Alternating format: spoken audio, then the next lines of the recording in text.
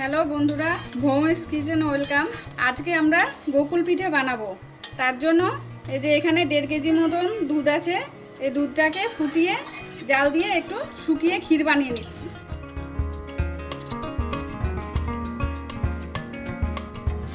আমার দুধ শুকিয়ে ক্ষীরটা বানানো হয়ে গেছে।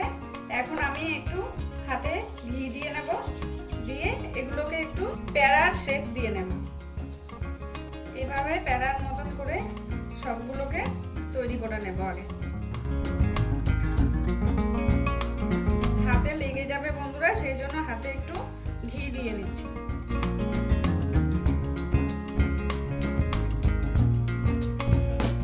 এবার আমি একটা চিনির শিরা তৈরি করে নেব।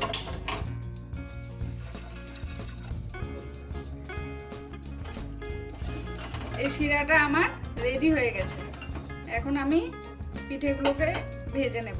এই যে আমার প্যারাগুলো বানানো হয়ে গেছে। এবারে আমি একটা ময়দার ব্যাটার তৈরি করে নেব।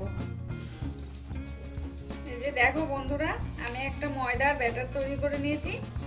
এর ঘনত্বটা হবে ঠিক এরকম, দেখেই বুঝতে পারছো একটু ঘন হবে ব্যাটারটা। পিঠেগুলো আমি ছাঁকা তেলে ভেজে নেব।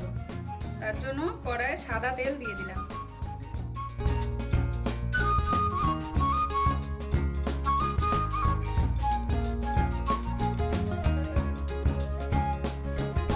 ভাজা হয়ে গেছে।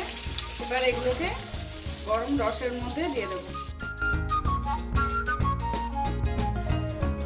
বন্ধুরা, আমার পিঠেগুলো সব ভেজে ভেজে রসে ডুবিয়ে রেখেছিলাম। এ দেখুন কি সুন্দর রস টেনে নিয়েছে আর ফুলেও গেছে বড়াগুলো। এখন আমার পিঠেটা একদম রেডি। যদি ভালো লাগে বন্ধুরা, তাহলে একটা like, comment, share and subscribe করে দিও।